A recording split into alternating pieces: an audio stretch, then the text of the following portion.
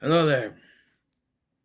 I'm Scotty. You're not. Welcome back to the Doctor Who Retrospective. We're looking at the final special in these specials between series 4 and 5, and that is The End of Time. It was split into two different specials with the same name for some reason. I don't know why they did. And it was broadcast on different days. I don't know why they didn't just broadcast it as one thing. It's basically a TV movie. Yes, this special sees the return of the Master, as well as the return of something else. Remember the prophecy. It will return. He will knock 4 times, and it will return. A lot happens in this special. One thing I forgot to mention, going all the way back to the last of the Time Lords at the end of Series 3, is that after the Doctor gave the Master his Jedi death, basically his Jedi funeral, someone, a woman's hand, picked up the Master's ring. Now, on commentary, Russell T Davies joked that this was the hand of the Rani, but now it's just some woman, just some old woman who is trying to bring back the Master, and they have Lucy Saxon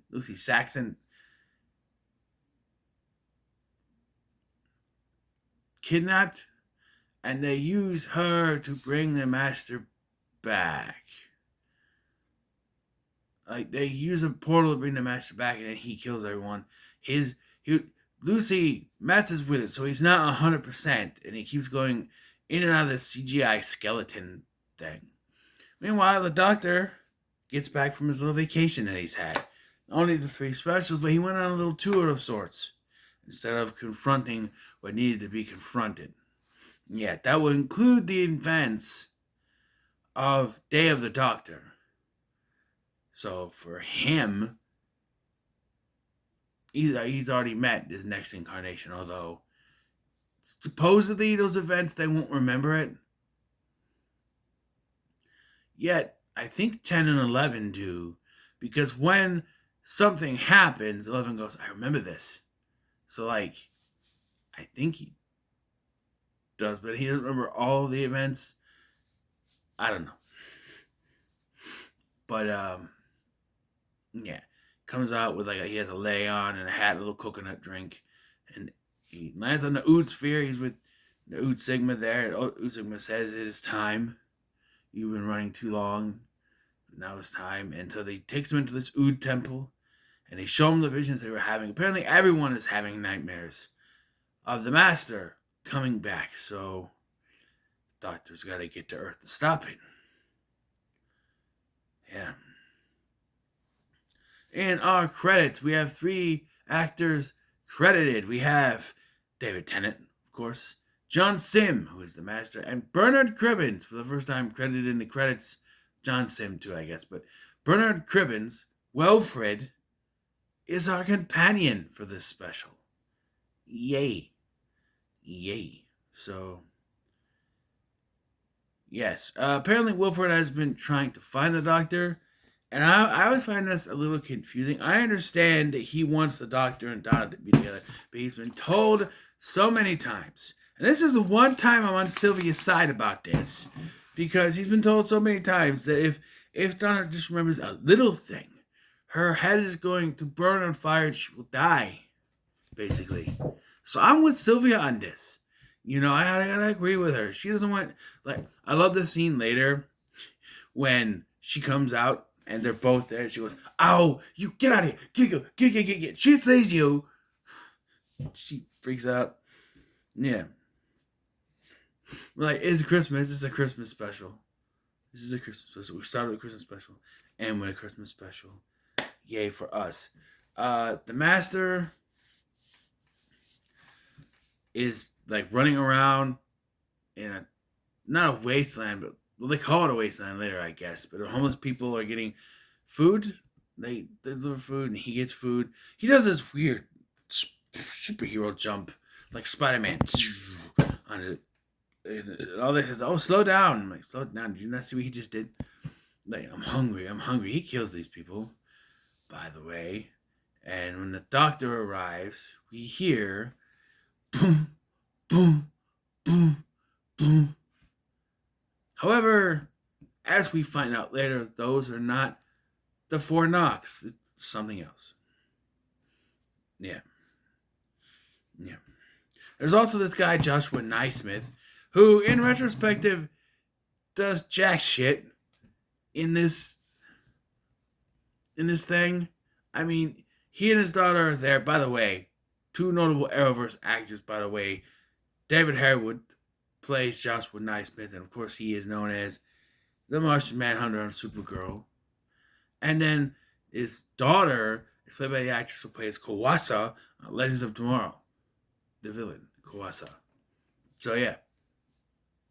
Remember, because we had watched Legends of Tomorrow, watch this. Now, hey, that's the Martian Manhunter. He's like, yeah. I was like, yeah. I'm like, she looks familiar too. Yeah, she does. I don't know where though. And then I was like, oh, it's Kawasa. Huh? Kawasa, the water told him, like, oh. Yeah. And they have a plan for the Master, I guess. We get a fight between the Doctor and the Master in a construction site, which they call it the Wasteland.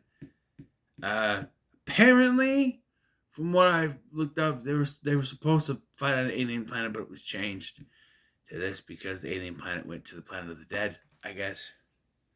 Each their own. They have their fight. It ends up becoming nighttime. I swear it's daytime when it happens, right? When he hits the thing. Their fight goes into the night, I guess. And the Master is taken. I'm sure I'm out of order, but the Doctor has a little meet up with Wilfred at a certain coffee shop or something, and he's like, why all the coffee shops you have to go to this one? And to find out because it's close to where Donna is. We find Donna is engaged to be married to Sean, as we know. Modern fans would know that they get married. She's happy. He says, oh, living in a little flat, but like they look like they still live with them. And even later, when they go back to them, they're all living together, except for Wilfred, who is of course living with Unit. Unit has them all set up. Yeah, but they have a little conversation when the Doctor says he's gonna die, and Wilfred goes, "I will too someday." You better not. Okay, I'll try. It hits harder now that Bernard Cribbins has passed. It hits a little harder when he says that. I will too someday. You better not. I just keep thinking of that scene from Wild Blue Yonder at the end. It caught me so off guard because I didn't think he was going to be there. And then they show him. I was like, oh, one last time.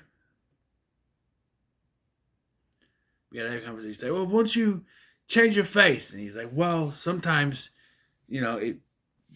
Time Lords, they could die before they're able to regenerate. Yeah. Christmas time comes, and Donna gives Wilfred a book on Joshua Naismith, which she doesn't know why. She just saw it and thought she should get it for him. Turns out that's a clue to give to the Doctor to find out where the Master is being kept. The Master is being held by the Naismiths because they want to open some portal and they need the Master to do the configurations, I guess. I should also mention that Timothy Dalton is narrating some of the things, and at one point, halfway through this, I think, through the first part, we see his face. Oh, Timothy Dalton, it's James Bond. Okay. But who is he? Why is he here? Why is he narrating? Oh, we'll get there. The Doctor sneaks in and he finds two people using the shimmer or whatever to look like humans. They're green with pointy heads, And he calls back to Banakanada Cyborg from the Village of the Damn Special. He says, "Oh, I met someone like you. He's red and he's little." No, no, no. Those are the this. We are the this. I don't remember the names. I can remember species names, not all of them anyway. So they're close, but not really. I guess they're similar, but not really. And they're hiding as scientists because why? They want to try to. Flies just crawling on my apparatus. Excuse me. Fly. Shoo. He just crawled across there. Anyway, I think they want to stop this. I don't know why they're there. They're there for something, I guess. They have their own shit. They're there to be side characters. They're in the thumbnail I have, but yeah. Yeah. So the master has opened the portal, and they've got him in a straitjacket, but he breaks out of that, and yeah, he jumps in the machine, and he turns everyone into him, except for Donna and Wilfred. See, the doctor tries to stop him, but he's not able to. It's set to humans. So anyone who's human will turn into him. Wilfred doesn't turn because he's inside of this box, which they've set up as you have to go on another side and open by pushing a button and let the other one in. And then he has to push the button and let the other guy out. It's very stupid and shouldn't be a configuration at all. I hate this thing because it only sets up something in the second half that really they could have went any other way with how this happens, and they do it in such a convoluted, stupid way that just makes you go, it really does. Anyway, Wilfred's in there, so he's not affected because it's got like a gamma shield, a radiation shield, so it's not. Yeah. And everyone turns into the master except for like Donna is safe because of her connection to the doctor, but it's starting to bleed through. Yeah, what's gonna happen? What's gonna happen? And then we get Timothy Dalton again saying that it is the return of the Time Lords, and he's revealed to be one of the Time Lords. And for most of this, they call him the Lord Master, Lord. I had Lord President.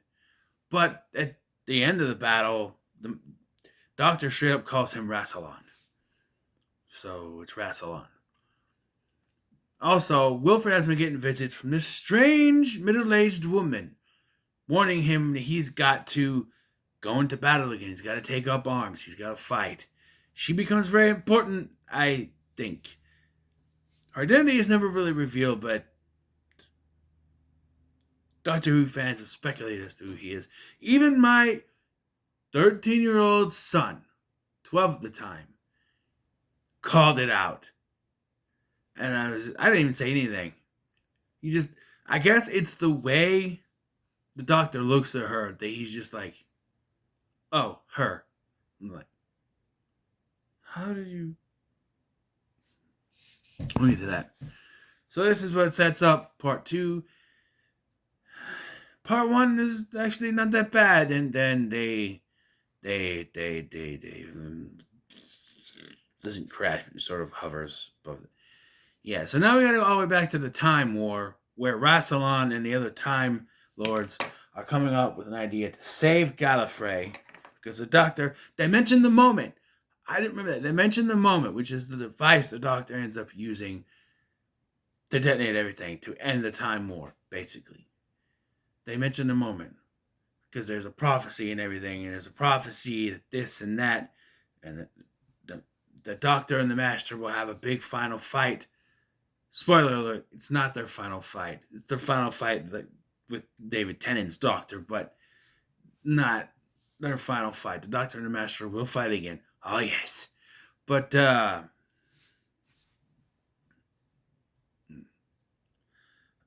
that song never ends. But yeah, and it's the sound. The apparently, and I don't know about the original series, but apparently it is now canon that he's had that sound in his head since he was a child. They made him stare into a time vortex and it implanted it in his head. I don't think that was a thing in the original show. Otherwise, I feel like I never heard anyone say that, oh, it was the drums. We got it. We figured it out. It's the master when it's the drums. I feel like the drums were invented for this version of the show and not from the original series. I've seen some of the original series, but not a lot. Not a lot. But yeah, I don't know. It's been in the whole time, and it's like a signal for him to latch onto. He's got the doctor all tied up in the thing, but I like this. He brings in a guard to shoot Wilfred, but then the doctor starts laughing. He's like, "What?" He's like, "Oh, and you're all hubris. You couldn't understand. That guard is an inch taller than you, because everyone is him, right? Everyone is him. So no, this is one of the green people that saves them, and it's not enough time to take the doctor out of the straps. So we have comedy where they're trying to get him away and take him down the stairs, and then they eventually get out and they beam up to their ship, and then we just have time where we sit and we talk. Yeah, I don't know. And Wilfred gets a visit from the woman again. He's told he has to take up arms, and he reveals he had a gun. You got a gun and you couldn't use it? He's an old soldier. He couldn't bring himself to do it, I guess.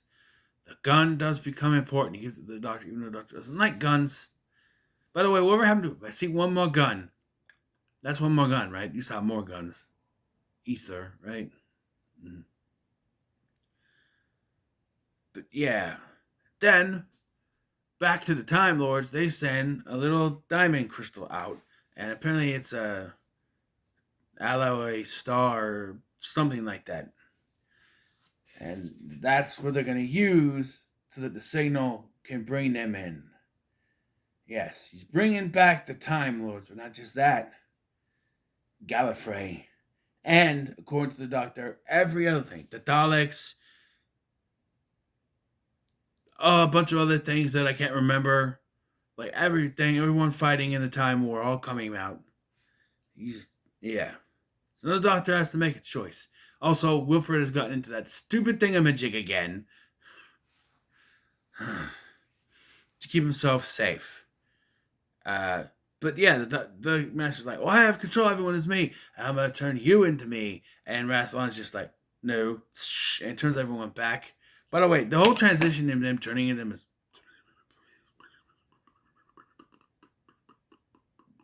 And then they turn to them. Yeah. Now the Doctor has a choice.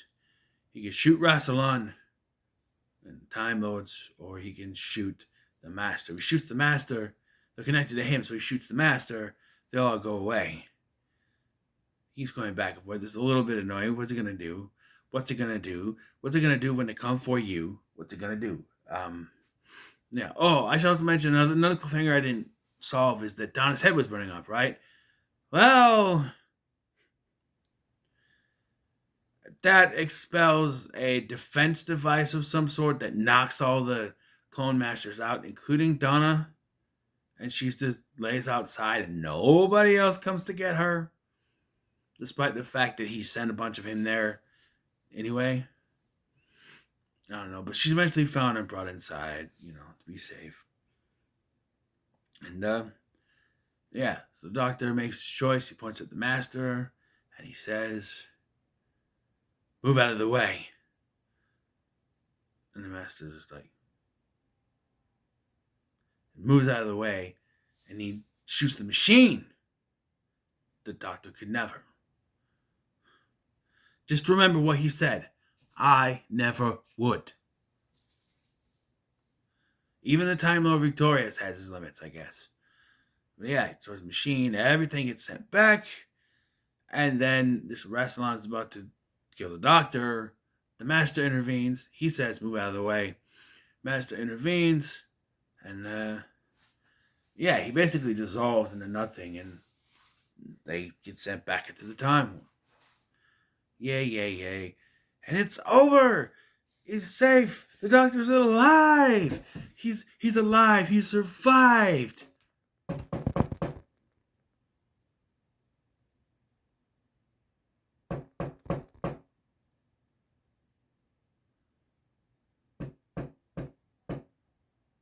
Wilfred is still in the containment box.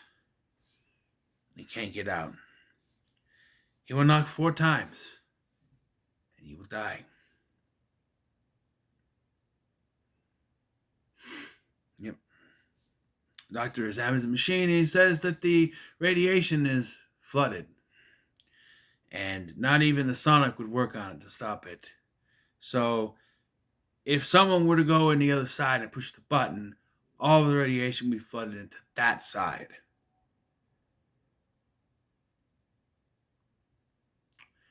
And at this point, Wilfred's like, just leave me then. Just leave me. Doctor starts this whole speech.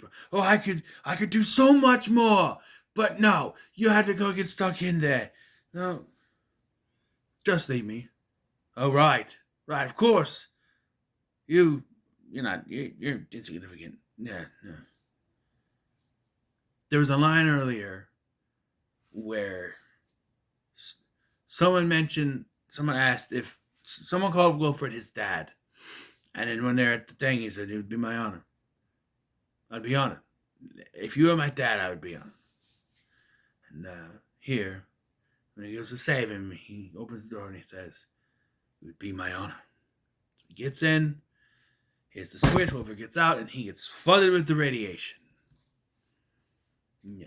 And then this is when I realized this is Star Trek 2.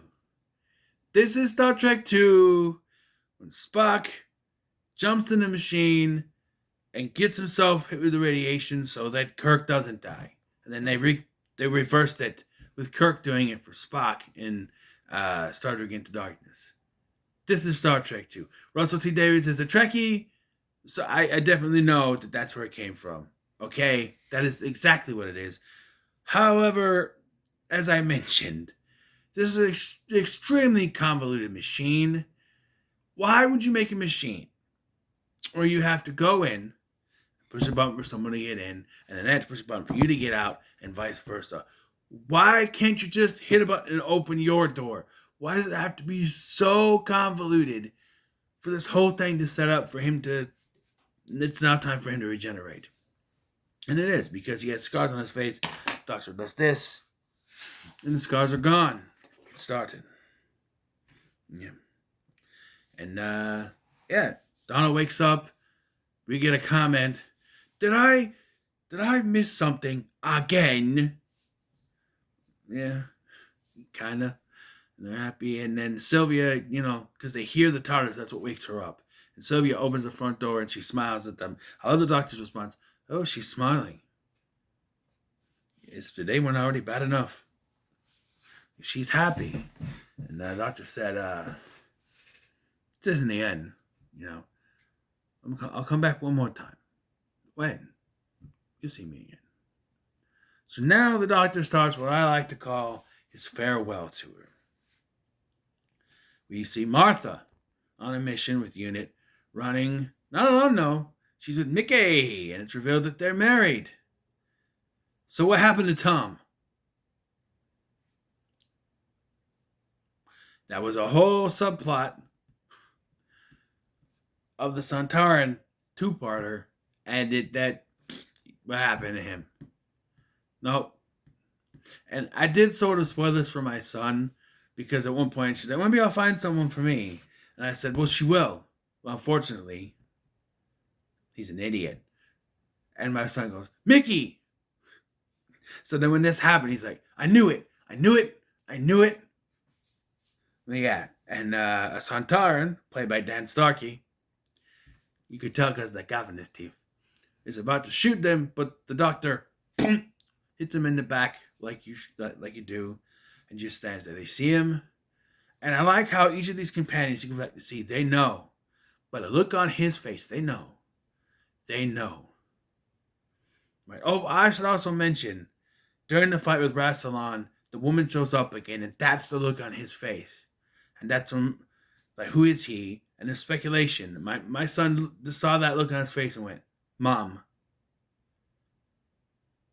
That's a speculation, and people say it's the doctor's mother.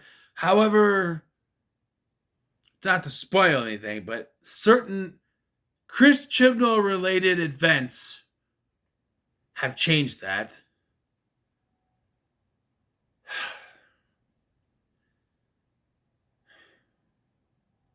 It's a long time before we get to that, but I do believe this was supposed to be the doctor's mother. So, yeah. It's the look that he gives her. Like, come on. Yeah. The next stop, well, Luke Smith is on his phone talking, and he's trying to cross the road and almost gets hit by a car till the doctor saves him. Luke realizes who it is and runs to his mother, who's like right there across the street. And they see him. And he says goodbye, and they have to look. Then they know. They know. Then we're in a bar in space. We see all sorts of aliens, a Slitheen, what's the rhino things? I can't think of it. An adipose falls off the bar, and Jack is there, having a drink. He gets a note passed to him by the bartender that says his name is Alonzo. And then Midshipman Frame sits next to him. And his name's Alonzo. He looks up, he sees the doctor, and he gives him a salute. And so Midshipman Frame sits down. He says, "So Alonzo, going my way? How do you know my name?" "I'm kind of psychic." "Really? You know what I'm thinking?" "Oh, yeah." Somehow I hear the doctor going, "Stop it." But he kind of set them up. So, yeah. Yeah. And then, are we already there? I thought there was one more. No, New Year's Eve 2005.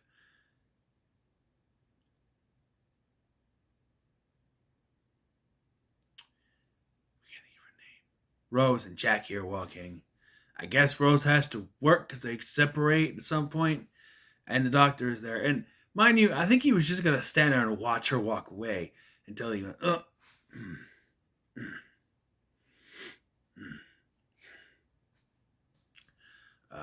she thinks he had too much to drink. They have a little talk. He asks what year it is. He traveled there, so you'd think he would know. Well, I bet it's going to be a great year. Oh, it'll be fantastic.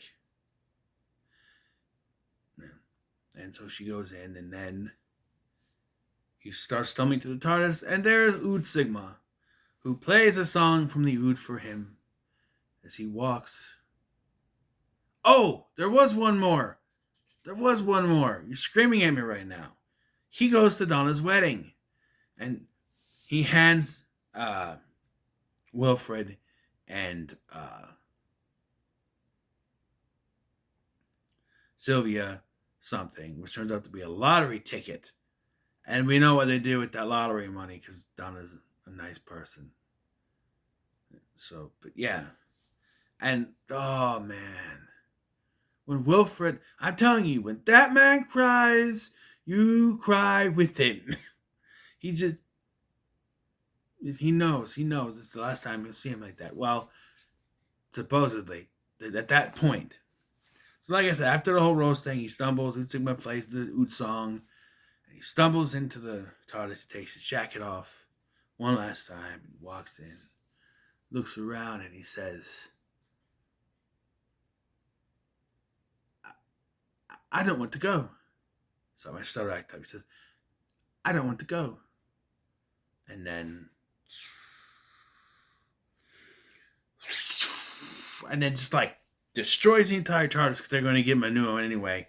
Although simpler things have more just changes, you know. But explodes. He turns into Matt Smith, and then he starts legs, arms, fingers, lots of fingers. No, ears, nose, mouth, eyes, hair. I'm a girl. No, not a girl. And still not Ginger. Yeah, I was. Well, yes, he does spit something out. Apparently, Matt Smith got something from the wreckage in his mouth. He spit it out. I don't know. He was doing something. What was it? Oh yeah, crashing. And then he says his catch will be his catchphrase, Geronimo, as we hear the. Yes. So I have seen all the regenerations of New Who. I've seen all the regenerations. I looked up all the other generations.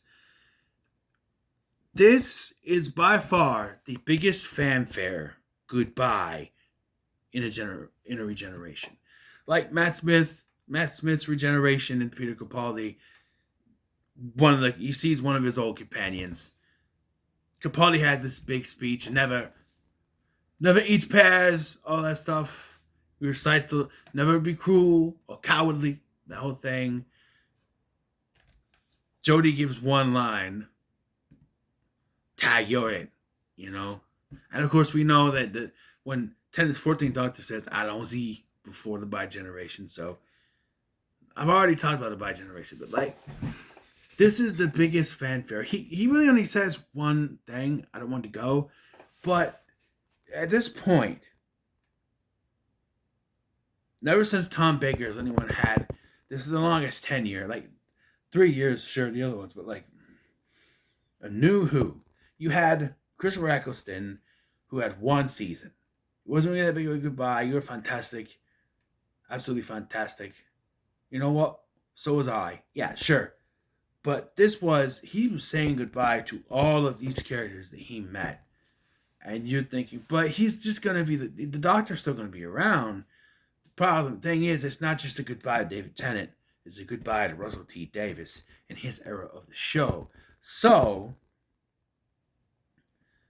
the Doctor going around saying goodbye to all those characters is basically us saying goodbye to all those characters because besides one of them who would show up way, way, way later with the 13th Doctor, we would never see these characters again. Well, and Donna and Wilfred and Sylvia, but you know what I mean. There's another character that comes back before them. But it's really a good, you know. So, yeah, it's the end of an era, and it was a big goodbye. His little farewell tour he does and everything. It was big. It was big. And it was very well done. And a special that was just okay. Like I said, the first part was decent, and then I feel like everyone turns into the Masters where it just kind of goes, eh. And then it goes from, the Master's the big villain of this, to actually it's Rassilon and the Time Lords who are the actual villains, and you have to sort of have to work with the Master to stop them.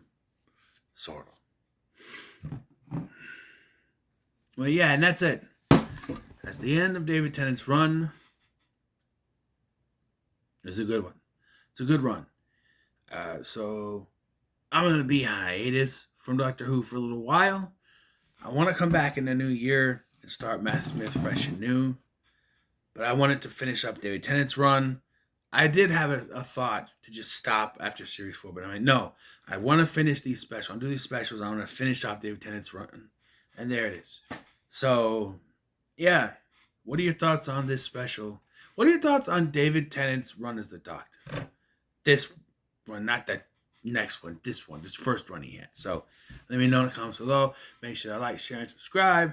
Thanks for watching. I'm Sky, and I'll see you in the next one.